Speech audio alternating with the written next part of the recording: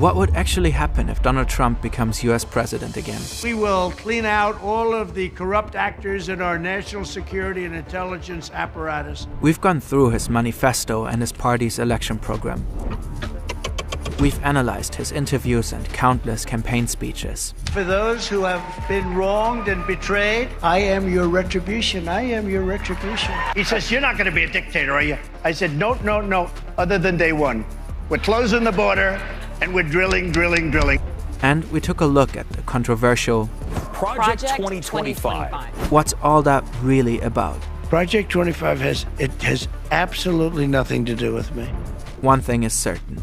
If Trump wins on November 5th and follows through on what he's promised, the United States of America would change.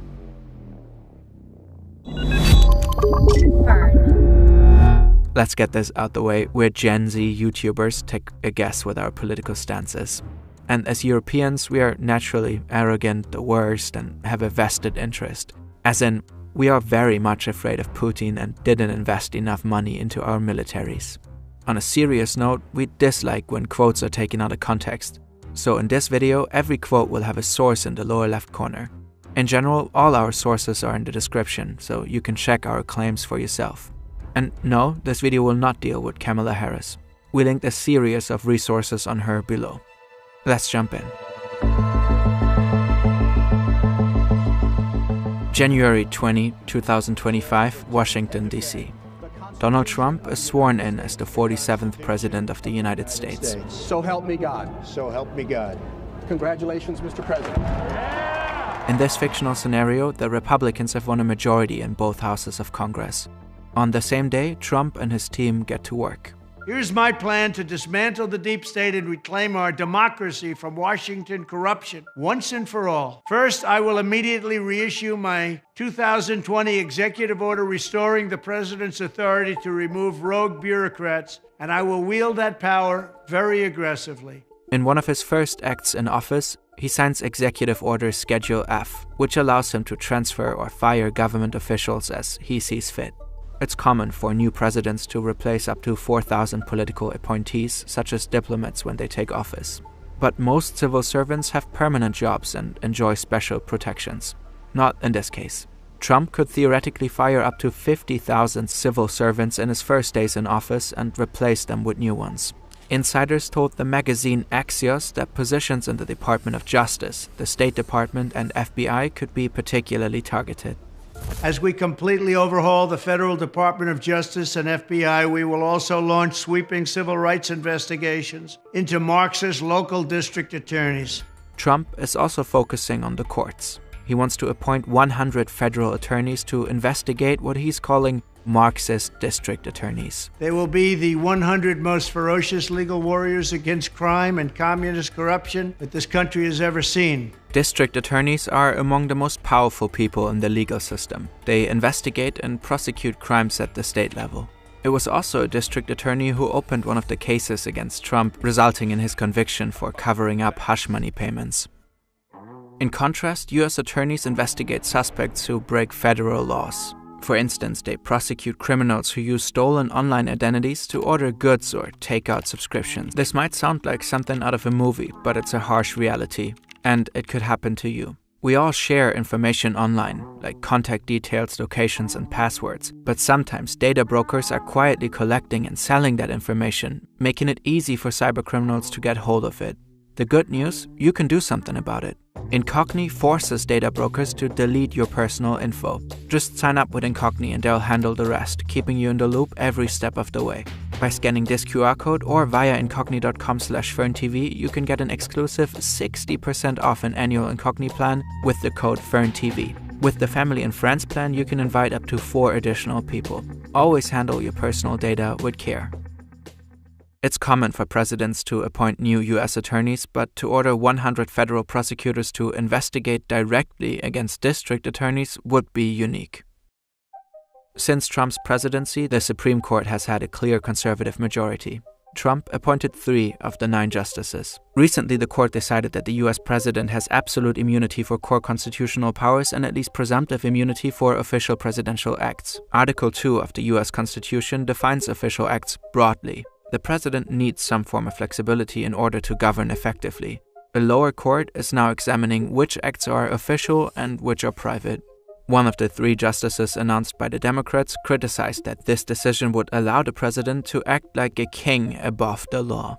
After taking office, Trump could try to end all ongoing investigations against him. And he could initiate investigations against his political opponents, as he has already announced several times. Trump also has a clear focus on law and order. In cities where there has been a complete breakdown of law and order, where the fundamental right of our citizens are being intolerably violated, I will not hesitate to send in federal assets, including the National Guard, until safety is restored. The key element here is a more than 200-year-old law that governs the use of the US military in times of unrest, the Insurrection Act.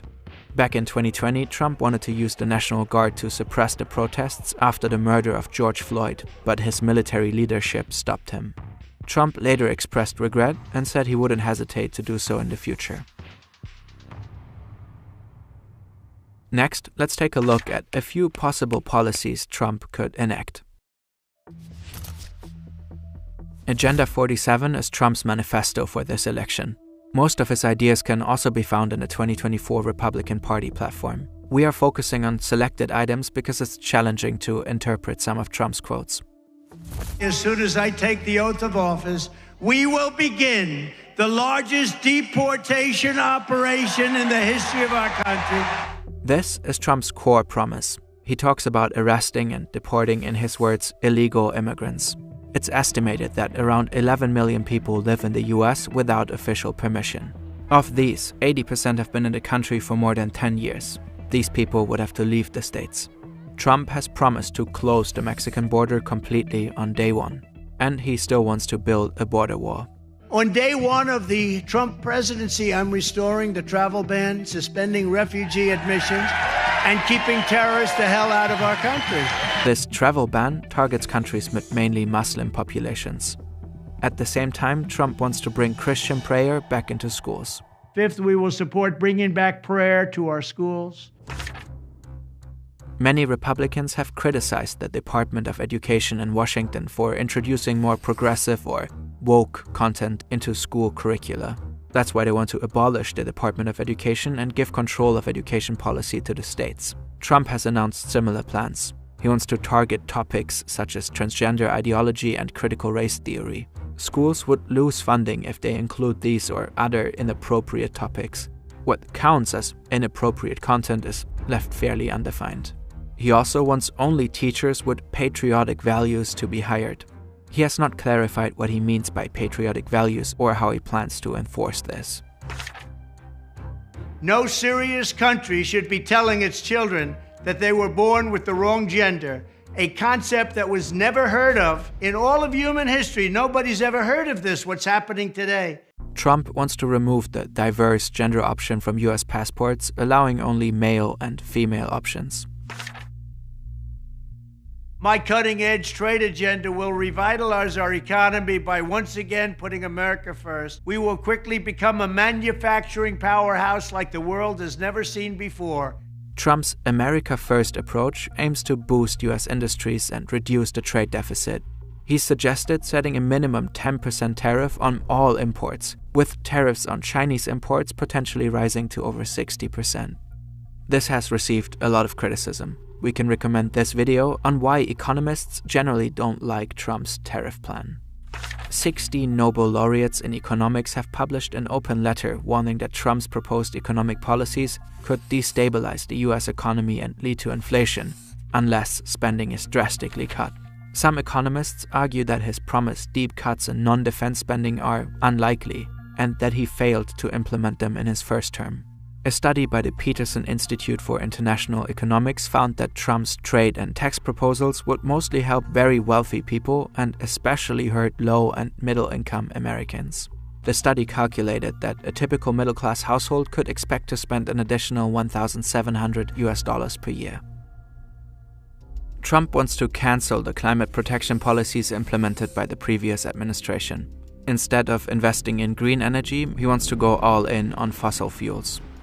Under Trump, the US would once again withdraw from the Paris Climate Agreement. If I were president, the Russia-Ukraine war would never have happened, never in a million years. But even now, if I were president, I'd be able to negotiate an end to this horrible and rapidly escalating war within 24 hours. Trump has said several times that he could end the war in Ukraine in one day. He has not specified how he intends to accomplish that. Even if taken as hyperbole, it's doubtful this could happen in Ukraine's favor. In an interview with the British Times, he said that financial and military aid would play a major role. Sources close to Trump told the Washington Post that he may be considering ceding some of the occupied Ukrainian territory to Russia.